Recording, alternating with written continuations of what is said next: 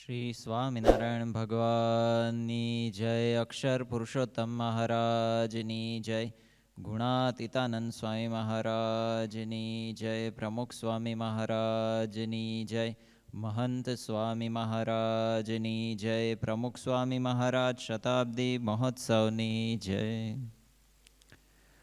આપણે બધા આ થોડાક દિવસમાં ઉત્તરાયણનો લાભ લેવાના છીએ, મકર સંક્રાંતિ. તો આ પર્વ છે એ પુણ્ય પર્વ કહેવાય છે અને અત્યારે આપણે 14મી જાન્યુઆરીએ ઉજવીએ છીએ, પણ વર્ષો પહેલાં એટલે કે 80 વર્ષ પહેલાંના પંચાંગમાં આ 12મી કે 13મી જાન્યુઆરીએ ઉજવાતું હતું અને થોડા વર્ષો જશે પછી 15મી 16મી એવી તારીખ થઈ જશે. પણ આ શબ્દનો અર્થ શું છે? પહેલાં મકર સંક્રાંતિ આપણે કહીએ છીએ, મકર સંક્રાંતિ. તો પહેલાં સંક્રાંતિ શબ્દનો અર્થ સમજીએ. સંક્રાંતિ એટલે શું? તો સૂર્ય છે એ કોઈ એક રાશિમાંથી બીજી રાશિમાં પ્રવેશે ત્યારે એને સંક્રાંતિ થયું કહેવાય. અત્યારે કોરોના વાયરસનું શું ચાલે છે? સંક્રમણ એમ, એટલે એક માણસમાંથી બીજા માણસમાં પ્રવેશ કરે. એમ સૂર્ય છે એક રાશિમાંથી બીજી રાશિમાં પ્રવેશ કરે એને સંક્રાંતિ કહેવાય છે. તો સૂર્ય છે એ ધન રાશિમાંથી મકર રાશિમાં પ્રવેશ કરે છે, એટલે જેમાં જાય છે એને એ રાશિનું નામ આપ્યું છે, એટલે મકર સંક્રાંતિ આને કહેવાય છે. આ તો સૂર્યની સંક્રાંતિની વાત થઈ, પણ બધા ગ્રહો છે એ પણ સંક્રાંતિ પામતા હોય છે, પણ કંઈ ગ્રહોની સંક્રાંતિ પવિત્ર ગણાતી નથી, સૂર્યની જ પવિત્ર ગણાય છે. જૈમિની ઋષિએ આ દિવસનો મહિમા સમજાવે છે, એમાં પણ જે શુભ મુહૂર્ત છે એની વાત કરી છે. જૈમિની ઋષિ એવું કહે છે કે આ જે સંક્રાંતિ થાય છે ને, હવે સંક્રાંતિ એટલે પાછો એક બહુ જ ઓછો સમય છે કે જેટલા સમયમાં આપણે જે યુવાન માણસ હોય એ આમ આંખનો પલકારો જે કરે ને એના 30મા ભાગ એને તત્પર કહેવાય. એ તત્પરનો 100મો ભાગ એટલે ત્રુટિ કહેવાય. એ ત્રુટિનો 100મો ભાગ જેટલો જે સમય થાય, ફરીથી આંખ પટપટાવે એમાં જેટલો સમય જાય એનો 30મો ભાગ એટલે તત્પર કહેવાય, એક તત્પર. એનો 100મો ભાગ એટલે ત્રુટિ કહેવાય. એનો 100મો ભાગ જેટલો સમય બચે ને એટલા સમયમાં આ સંક્રાંતિ થઈ જાય, એકમાંથી બીજી રાશિમાં પ્રવેશી જાય સૂર્ય. તો એ સંક્રાંતિ પહેલાં અને પછીની 16 ઘટિકા આપણે કીર્તનમાં આવે છે, રાત રહે પાછલી 4 ઘટિકા તઈએ. એટલે એ 4 ઘટિકા જે માપ છે અહીંયા કીધું છે 16 ઘટિકા. હવે પહેલાં અને પછીની 16 ઘટિકા તો કેટલું થાય? તો એની ગણતરી છે કે 12 કલાક અને 46 મિનિટ આ સંક્રાંતિ પહેલાં પછીની એ પુણ્યકાળ કહેવાય છે. અને આ સમયમાં ત્યાગીને પછી ગરીબોને જે દાન આપવાનું હોય છે એનું પુણ્ય વિશેષ થતું હોય છે. વળી આ ઉત્તરાયણ છે એટલે સૂર્યનું ઉત્તર દિશા તરફ પ્રયાણ થાય છે. દક્ષિણ દિશા એ યમની કહેવાય છે અને ઉત્તર દિશા એ કલ્યાણની કહેવાય છે. એટલે ભીષ્મ પિતામહ આપણે જાણીએ છીએ કે મહાભારતનું યુદ્ધ થયું એમાં ભીષ્મ પિતામહને બાણશિયા પર સૂઈ જવું પડ્યું. અર્જુને બાણે માર્યા તો એમને તો ઈચ્છિત મૃત્યુનું વરદાન હતું, એટલે બાણ શૈયા પર સૂઈ ગયા. એમને પ્રાણ છોડવા પડે એવી પરિસ્થિતિ તો ઊભી કરી જ દીધી, પણ હવે એ સમય છે ને પ્રાણ છોડવા માટેનો યોગ્ય હતો નહીં. એ વખતે છે ને ઉત્તરાયણને હજી થોડા દિવસોની વાર હતી, એટલે ભીષ્મ પિતામહે જ્યાં સુધી ઉત્તરાયણ ના આવે ત્યાં સુધી જીવિત રહીને પ્રતીક્ષા કરી, એટલી પીડા વેઠી. કેમ કે ઉત્તર દિશા એ કલ્યાણની દિશા છે, તો ત્યાં સુધી એમણે સહન કર્યું. વળી એવું કહેવાય છે કે દક્ષિણ દિશા એ લૌકિક બધા કામો પૂરા થાય એટલે પ્રેયની દિશા છે, અને ઉત્તર દિશા કલ્યાણની વાત કરીએ એટલે શ્રેયની દિશા છે. આપણે જોઈએ સમાજની અંદર વર્ષોથી માણસ સુખ શોધતો આવ્યો છે. લંકાપતિ રાવણથી લઈને અમેરિકાનો પ્રધાન રોકફેલર બધાએ ભૌતિકતામાં જ આંધળુક્યું કર્યું છે, ભૌતિકવાદમાં જ સુખ માન્યું છે, પણ કંઈ એમાંથી સુખ થયું નથી. ડૉક્ટર ચાર્લ્સ સ્ટાઇનમેટ્સ નામના બહુ મોટા વૈજ્ઞાનિક થઈ ગયા.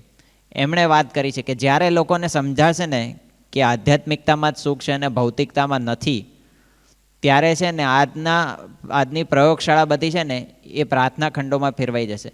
અને પછી લોકોને એમ લાગશે કે અમે છે ને 4 દાયકામાં જે વિકાસ કરવાના હતા ને એ તો અમે એક જ દાયકામાં કરી નાખ્યો, એવો એમને અનુભવ થશે.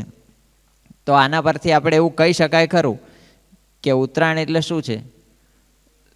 તો ભૌતિકવાદમાંથી આધ્યાત્મિકતા તરફની ગતિ એટલે ઉત્તરાયણ. તો એની વાત આપણા શાસ્ત્રોએ બધી વાત કરી છે.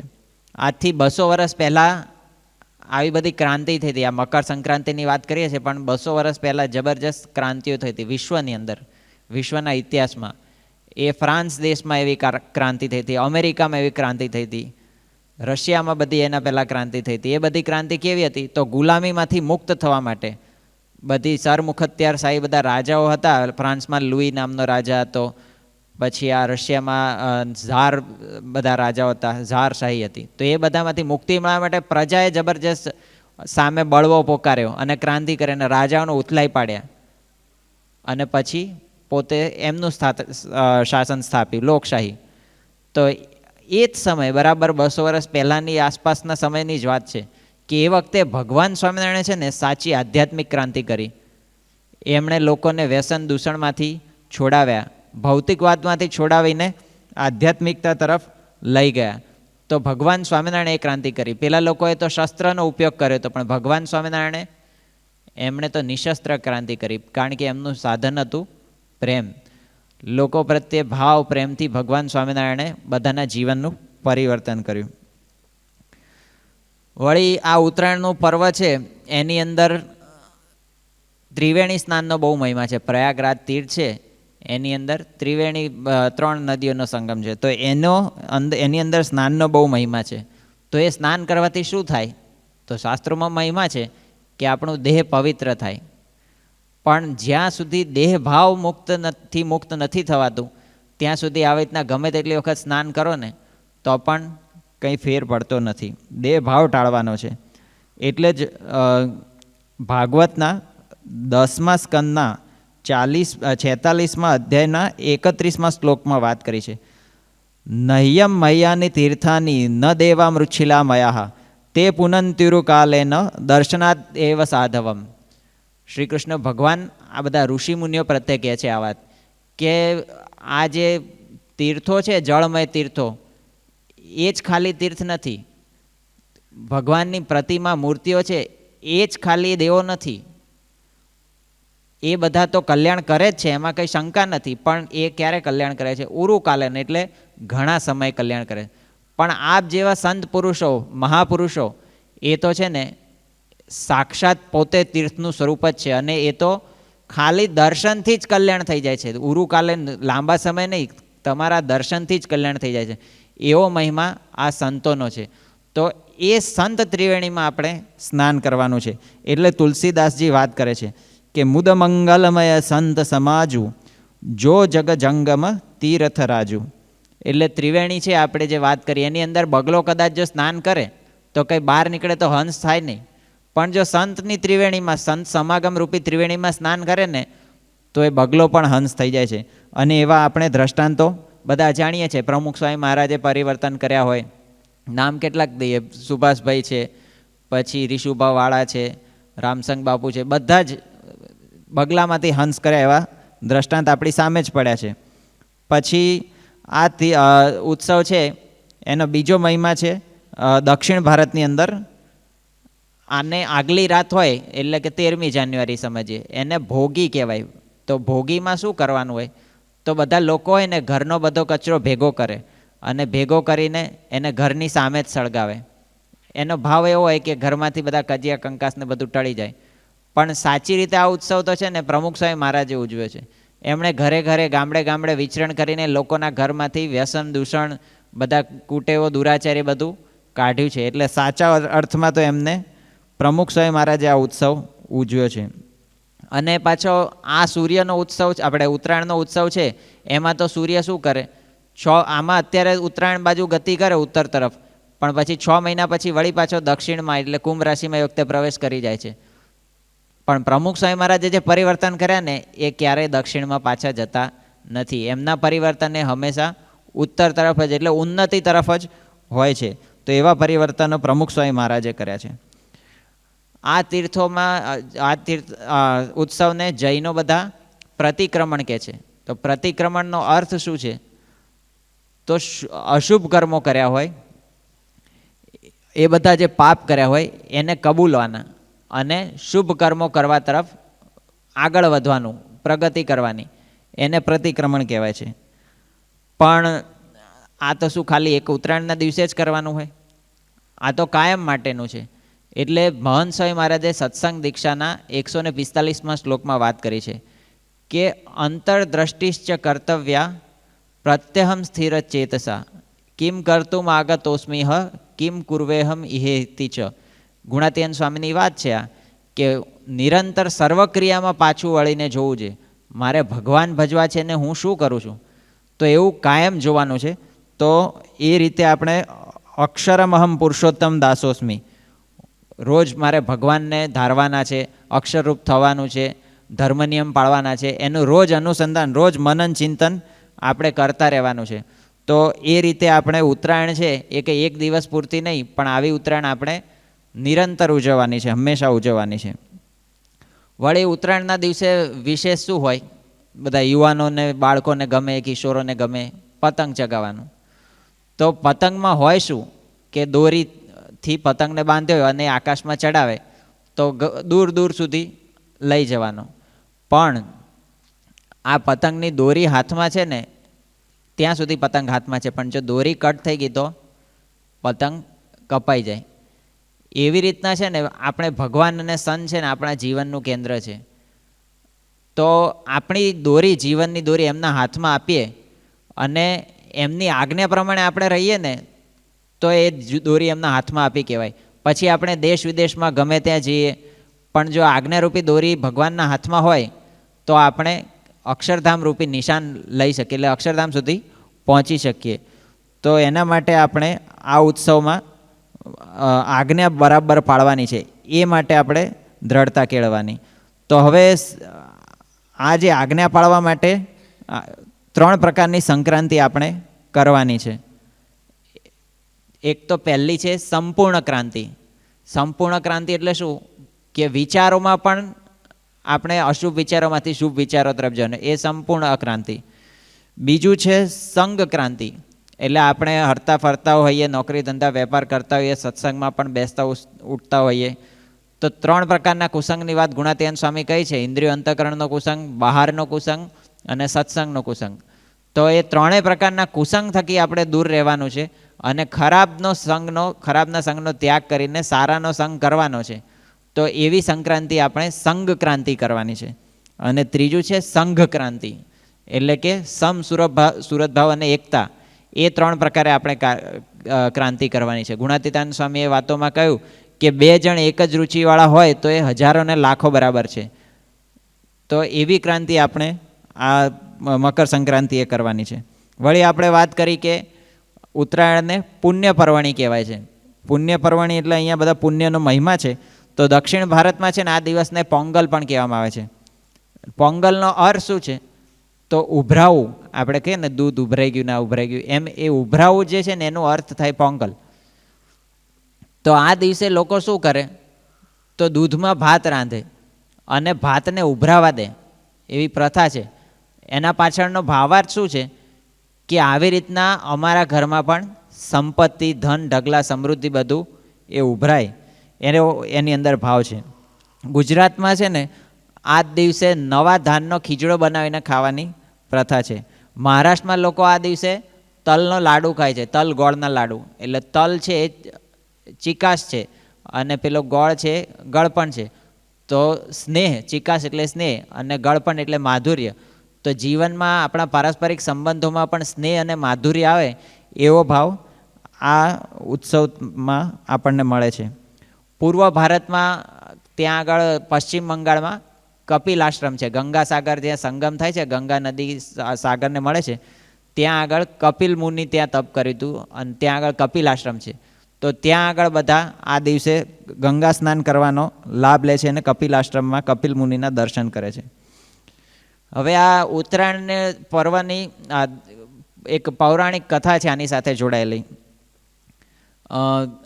દ્રોણાચાર્ય આપણે જાણીએ છીએ મહાભારતનું પાત્ર છે. તો દ્રોણાચાર્યના લગ્ન એ કૃપાચાર્યની બેન કૃપી સાથે થયા હતા. હવે એ દ્રોણાચાર્યના પત્ની કૃપી એમણે દુર્વાસા ઋષિ પાસે પ્રાર્થના કરી અને કીધું કે મારે પુત્ર જોઈએ છે.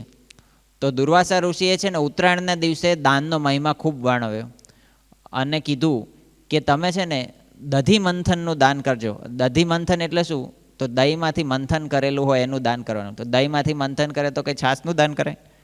શ્રેષ્ઠ વસ્તુનું દાન કરે ને. દહીંમાંથી છાશ અને છાશમાંથી આગળ માખણ. તો માખણ એ શ્રેષ્ઠ વસ્તુ છે. તો એના માટે એ માખણ એટલે કે શ્રેષ્ઠ વસ્તુનું દાન કરવાનું કીધું. અને એવી રીતના શ્રદ્ધાપૂર્વક આ કૃપીએ દાન કર્યું તો એમને આશીર્વાદથી અશ્વત્થામા નામનો મહાપ્રતાપી પુત્ર પ્રાપ્ત થયો. તો એવી રીતના પૌરાણિક કથા છે. ઉપનિષદની અંદર કહ્યું છે કે કસ્યવિદ ધનમ, આ ધન કોનું છે? કારણ કે જે કંઈ પૃથ્વી પર ધન છે, સોનું, હીરા, માણેક, મોતી, એ બધું તો ભગવાનનું આપેલું છે. તો આપણે ભગવાનને શું આપવાના? જે ભગવાનનું જ છે ને એમને પાછું આપણે આપે છે. તેમાં કંઈ આપણે કંઈ ઉપકાર કરતા નથી. જો આવો વિચારથી આપણે દાન કરીએ ને તો આપણો અહમ ભાવ ટળે છે અને બધું ભગવાનનું છે એવો ભગવાનની માલિકીનો ભાવ આવે છે. અથર્વવેદની અંદર એટલે વાત કરી છે કે શતહસ્તમ સમાહર સહસ્રહસ્તમ સંકીર, એટલે કે 100 હાથથી ભેગું કરો અને 1000 હાથથી વાવરો, એટલે દાન કરો. આપણે ખેતીને બધા બીજા પણ અમુક ધંધા હોય છે તો એની અંદર જાણે અજાણે હિંસા થઈ જતી હોય છે. કંઈક પાણી પાવતા હોય ને દેડકો મરી જાય ને સાપ મરી જાય ને આ થઈ જાય ને કંઈક કરતા થઈ જાય. તો એવી બધી હિંસા થઈ જતી હોય છે. તો જ્યારે આપણે આવી રીતના શુદ્ધ ભાવથી દાન કરતા હોઈએ છીએ ત્યારે આવી અજાણે થયેલી હિંસા એના પાપ બધા દૂર થતા હોય છે. દાનેન અર્થસ્ય શુદ્ધિ, એટલે કે દાનથી ધનની શુદ્ધિ થાય છે. પણ કંઈ એનો અર્થ એવો નહીં સમજવાનો કે 2 નંબરનું 1 નંબર બ્લેકનું વ્હાઇટ કરવા માટેનું દાન છે. આ તો જે અજાણે આવા કંઈક પાપ આપણને અડી ગયા હોય એની શુદ્ધિની વાત છે. પહેલાં લોકો કન્યાદાન કરતા. તો કન્યાદાન કરે એટલે કન્યાદાનની પાછળની એમની ભાવના કેવી રહેતી પહેલાં? તો જે ઘરે કન્યાનું ગામ હોય ત્યાં આગળનું પાણી પણ ના પીવે એવી નિસ્વાર્થ ભાવથી આ કન્યાદાન પાછળની એમની ભાવના હતી. તો આવો નિસ્વાર્થ ભાવે જ્યારે દાન થાય ત્યારે આપણને એનું યથાર્થ પુણ્ય મળે છે. ગીતામાં 3 પ્રકારના દાન કયા છે: સાત્વિક દાન, રાજસિક દાન, રાજસ દાન અને તામસ દાન, તામસિક દાન. તો એ સાત્વિક દાન એટલે શું? તો શુભ દેશમાં, શુભ કાળમાં, એટલે કે સારા સમયમાં સુપાત્રને દાન અપાય અને કેવી રીતે? આશા વગર, કોઈ સ્વાર્થ વગર દાન અપાય એને સાત્વિક દાન કહેવાય છે. બીજું છે રાજસિક દાન, એટલે કે પરાણે કે સંતો કહે છે ને ચલો ને આપો હવે બહુ થયું, ક્યારના વળગ્યા છે. પછી પાછું એની સામે હોય કે ચલો આશા કે મારે દીકરો નથી તો દીકરો આવે. શ્રીજી મહારાજે વાત કરી છે પ્રથમના 70મા વતનામૃતમાં કે મારો ધન લૂંટાઈ ગયું છે, ગામ ગરાસ જતો રહ્યો છે, પાછો આવે. એવી ભાવનાથી, ફળની અપેક્ષાથી જે થાય એ બધું રાજસ દાન. અને તામસિક દાન એટલે કે સારા નરસાનો વિચાર કર્યા વગર એને નક્કી કરે ને મારે દાન આપવું છે, એટલે જ્યાં દેખાય ને કે અહીંયા આપવા જેવું છે, ઊંડો ઉતરે નહીં, સીધું દાન ઠપકારી દે. આપણને લાગે કે 5 કરોડ દાન કર્યા, 10 કરોડ, પણ ક્યાં કર્યા? વિચાર્યા વગર કર્યું એનું નામ તામસિક દાન. તો એવી રીતના દાન કર્યું એનું પણ કંઈ ફળ મળે નહીં. વળી આપણા ત્યાં ગુપ્ત દાનનો પણ મહિમા છે. એટલે પોતે આપણી સંસ્થામાં જોવા જઈએ તો ક્યાંય પણ કોઈ પણ જગ્યાએ તકતી મારવાની હોતી નથી. બધા હરિભક્તો ગુપ્ત દાન કરે, નિસ્વાર્થ ભાવનાથી દાન કરે છે. આપણે મોટા અક્ષરધામને એવા બધા સંકુલ થયા પણ એની દાતાઓની આપણને ખબર પણ નહીં હોય કે આટલા મોટા દાન આ બધાએ કર્યા છે. તો એવી રીતના ગુપ્ત દાનનો મહિમા છે. દાનનો ભાવ કેવો હોય છે? એકવાર છે ને એક શેઠ હતા, એ દાન આપતા હતા તો માથું નીચું રાખીને દાન આપે. તો પેલા એક ભાઈ આ દૂરથી આ જોતા હતા, એમણે દાન બધું આપી દીધું. પેલા એમણે પછી પૂછ્યું કે કેમ તમે નીચું માથું રાખીને દાન આપતા હતા? તો કે બધું ભગવાનનું છે, એનું બધું ભગવાનના ભક્તોને ભગવાનની આજ્ઞાથી આપું છું, મારું કંઈ છે જ નહીં, તો પછી મારે ગર્વ કરવાની જરૂરત શું છે? એટલે કાયમ આવો દીન ભાવ રહે ને એવા ભાવ સાથે હું આ માથું નીચું રાખું છું. અને આવી ભાવના નથી હોતી. ઘણીવાર એવું પણ થાય છે, ઘણીવાર વિપરીત ભાવના થાય. તો એમાં કેવી પરિસ્થિતિ થાય? તો એકવાર એક શેઠ હતા અને શ્રીજી મહારાજ પાસે એમને નારિયેળ આપવા આવું હતું. તો એમણે ગોત્યું, 10 દુકાન ફર્યા, પણ એમને નારિયેળ પસંદ પડ્યું નહીં. પછી છેલ્લી 10મી દુકાને એમને નારિયેળ પસંદ પડી ગયું, પણ કેવું, સાવ એકદમ હલકી ક્વોલિટીનું હતું ને, એવું આમ ખખડાવે તો પાણી એના નીકળે, અને આમ સાવ ઉતરી આમ બગડેલું નારિયેળ એવું લઈને આવ્યા. પછી સ્વામિનારાયણ ભગવાન આગળ નારિયેળ ધર્યું, કારણ કે બધા આપતા હતા એટલે એમને આપવું પડ્યું હતું. તો સ્વામિનારાયણ ભગવાન કે શાસ્ત્રમાં એમ કહ્યું છે કે 1 ગણું દાન ને 1000 ગણું પુણ્ય. તો કે તમે આ 10 દુકાન ફર્યા ત્યારે આવું નારિયેળ મળ્યું, તો મારે તમને આવા 1000 નારિયેળ આપવા માટે કેટલું બધું ફરવું પડશે. પેલા શેઠ શરમાઈ ગયા, કારણ કે એમની ભાવના બરાબર એવી શુદ્ધ નથી. પણ સારી રીતે બધાએ દાન કર્યું એવા આપણા સંપ્રદાયમાં બધા દ્રષ્ટાંતો છે. એમાં પહેલાં કુશળ કુંવરબાની વાત કરીએ તો કુશળ કુંવરબાએ સ્વામિનારાયણ ભગવાનને 500 ગામનું રજવાડું આપી દીધું, સંપૂર્ણ સમર્પિત થઈ ગયા કે આ બધું જ તમારું છે. ભગવાનને તો કંઈ આશા નથી, એટલે ભગવાને તો એને સ્વીકાર્યું નહીં, પણ એમણે તો બધું સમર્પિત કરી દીધું. દાદા ખાચર આપણા ગઢડાના જ, એમણે પોતાનું ધન ધામ કુટુંબ પરિવાર બધું જ સ્વામિનારાયણ ભગવાનની સેવામાં અર્પણ કરી દીધું. અને જે સ્વામિનારાયણ ભગવાન નીલકંઠ વેશે નીકળ્યા પછી વંશીપુરમાં મોટા રાજ્યમાં ના બંધાયા, કે બુટોલ નગરમાં, કે પંજાબના રાજા રણજીતસિંહ સાથથી ના આકર્ષાયા, કે બીજા મોટા મોટા રાજાઓ સત્રધર્મા રાજા માનસપુરના, કે કોઈ મોટા મઠો હોય, કે શ્રીપુર મઠ હતો કેદારનાથ જતા આવે, કે પછી બીજે ક્યાં પણ દક્ષિણ ભારતમાં ક્યાં આગળ એમને કંઈ એવી સંપત્તિ મળી હોય કે એવી અધિકારીપણું મળ્યું હોય, કોઈ જગ્યાએ સ્વામિનારાયણ ભગવાન લોભાયા નહોતા. પણ દાદા ખાચરની ભક્તિમાં સ્વામિનારાયણ ભગવાન લોભાઈ ગયા, કારણ કે સર્વસ્વ સમર્પણનો ભાવ હતો, સર્વસ્વ અર્પણનો ભાવ હતો. એટલે દાદા ખાચરને એવું સમર્પણ હતું, તો આપણા સંપ્રદાયમાં એ પ્રસિદ્ધ છે. બીજા ભક્ત છે જૂના સાવરના જીવણો ખુમાણ. હવે જીવણો ખુમાણ એટલે કોણ? તો એના પિતાશ્રી એટલે ઉગા ખુમાણ જૂના સાવરના, કે ગુણાતીયન સ્વામી એમના ગામમાં માગવા ગયા હતા જોડી, અને એમણે સ્વામી અને સંતોને મારીને ગામની બહાર કાઢી મૂક્યા હતા. અને પછી સ્વામી એવી પ્રાર્થના કરી હતી કે આ દરબારને ઘેર દીકરો આવે. તો એ જે દીકરો જન્મ્યો એનું નામ હતું જીવણા ખુમાણ. તો એ જીવણા ખુમાણ એવા સત્સંગી થયા કે એમને બધું જ સ્વામીને સમર્પિત કરી દીધેલું, બધું ભગવાનને અર્પણ કરી દીધેલું. એમના ઘરમાં કોઈ વસ્તુ આવી હોય સારી હોય, અને કોઈ એમ બોલે ને કે આ તમારું ઘોડી બહુ સારી છે, તો સારું શબ્દ જેના પાછળ આગળ લાગે ને એ બધું જ ભગવાનને અર્પણ કરી આવે, સંતોને અર્પણ કરી આવે, કોઈ વસ્તુ રાખે નહીં.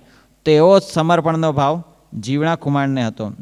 આવા નવા જે હરિભક્ત હતા શાસ્ત્રી મહારાજના સમયના સારિંગ ગામના મનુભાઈ, એમને પણ જે કંઈ સારું હોય બધું સ્વામીનું, એવું જ એમને રહેતું. યોગીજી મહારાજ, આ તો બધા સારા ભક્તોની પણ વાત કરી, પણ એની સામે આપણે જોતા જઈએ છીએ કે ખરાબ ભાવનાથી, એટલે કે આમ કંઈક મેળવવાની અથવા બગડી ગયેલી વસ્તુ હોય ને.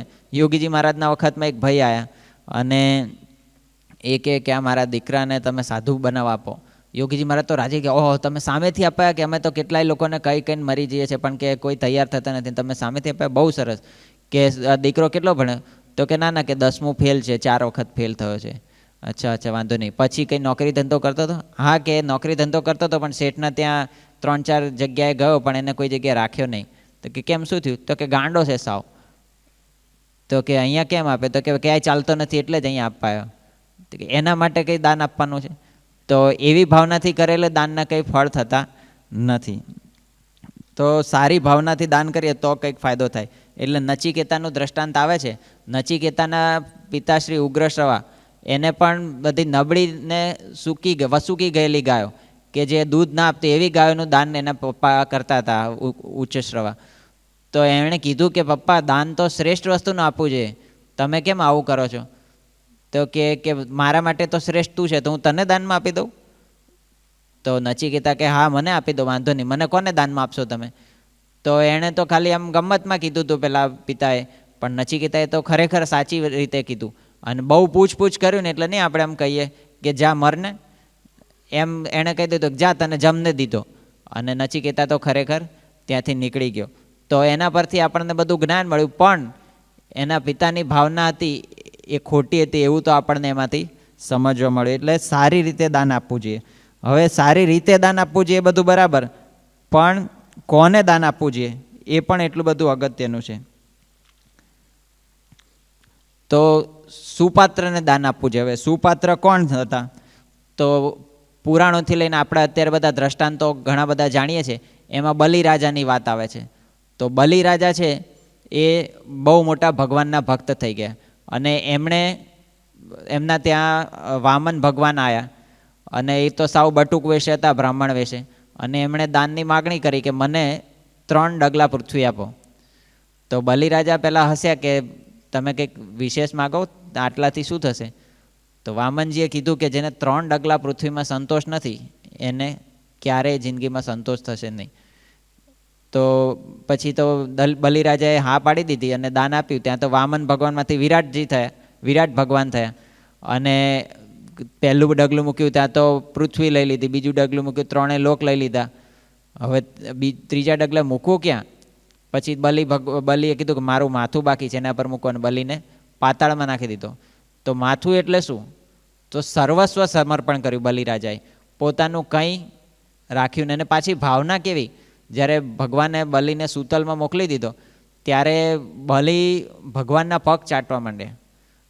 તો ભગવાન કહે કે કેમ, આ શું કરે છે તું?